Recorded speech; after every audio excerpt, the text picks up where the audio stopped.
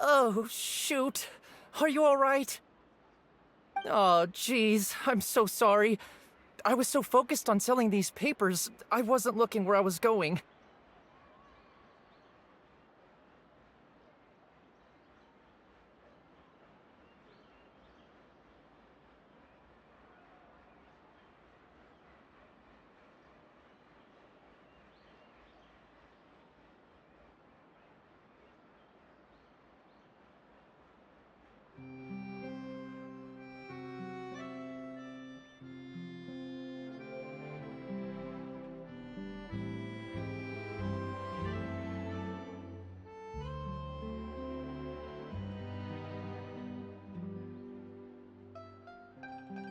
Well, let me make it up to you at least. Here, take this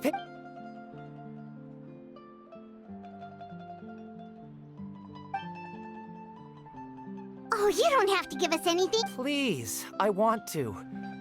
It's my fault, really. What's going on here? Nothing much. I just ran into your friend Hold on. Of course, I'm happy to compensate you with Mora if— I'll take 3 papers. Here. Oh! Thank you for your patronage. If only I had the chance to run into such generous customers every day. I should probably just take on a smaller inventory. Well, now that my affairs are settled, we should take the boat back to Poisson. Actually, why don't we... Paimon just realized how hungry she is. She can't head back to Poisson. It appears you two are under the impression that delaying our return will somehow alter the situation in— That being said, I could be persuaded to give Linny some extra time. If you agree to my request, I'll even answer some of your questions. You're quite— Wait, why are you being so generous all of a sudden? You're not gonna ask us to do something bad, are you? You overestimate yourself. You don't have the talent for bad things. Then what can you possibly... The most important consideration in a negotiation is that both sides receive something they want. Wonderful. Here it is. When the time comes, make the choice that you deem most appropriate in the situation, and lend your help to the help. Okay, sounds normal enough. That is for you to decide. Then we have a deal. Follow me.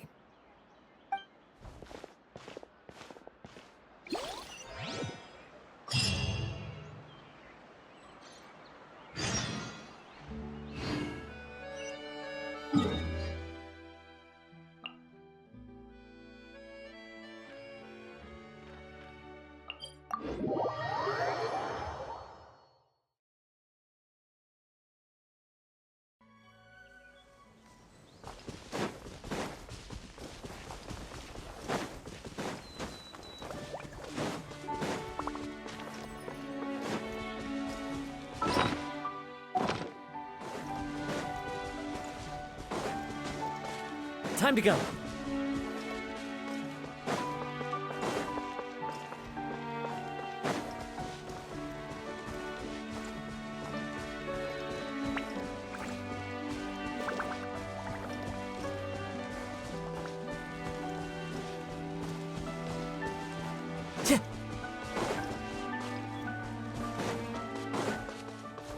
Time to go.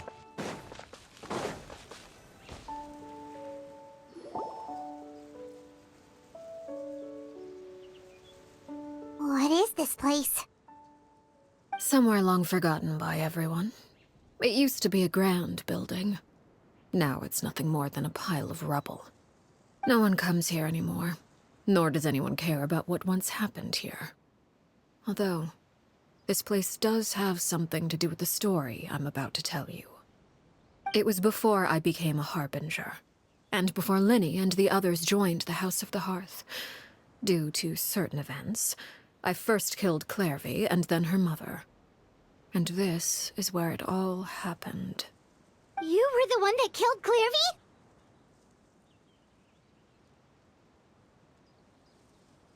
Patience now. Allow me to explain Clairvy's side of the story first. I'll start from the beginning. Clairvy was 6 years old when she was brought by her mother, Crucibina, to live in the House of the Hearth. From the outside, it seemed like a fairy tale. A thriving family made up of kind adults and friendly children. Crucibina was the knave at that time, and the House of the Hearth was under her control.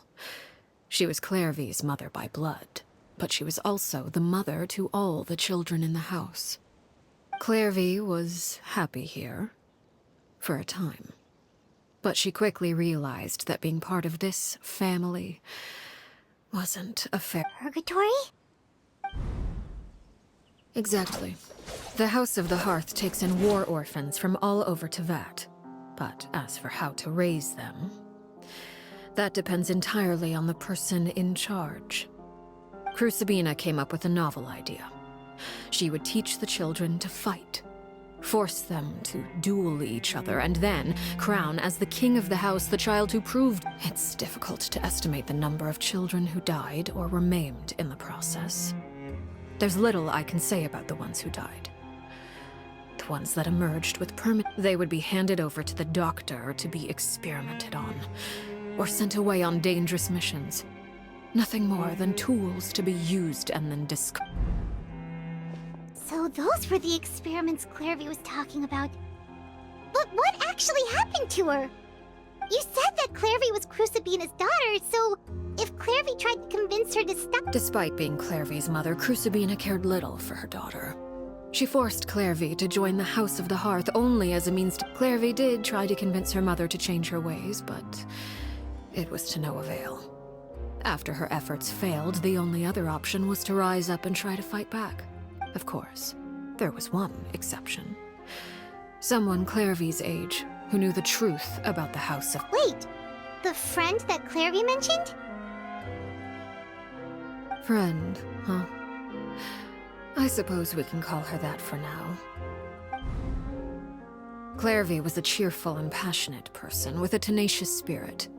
Peruere, on the other hand, was rather cold-blooded. Her cold-blooded nature allowed her to see through Crucibina's facade. Yet, it was also this cold-bloodedness that prevented her from acting against it. At least at first. While Clairvy longed for freedom, Peruere was convinced that, amid all the fighting and violence, she would make it until the end. Despite their differences, the two became fast friends, united by their knowledge of the truth. Clairvy told Peruere that she hoped to create... There may have been a certain naivete to her ideas, but Clairvy proved her determination many times over. She tried countless times to run away, ask for help, or expose the truth.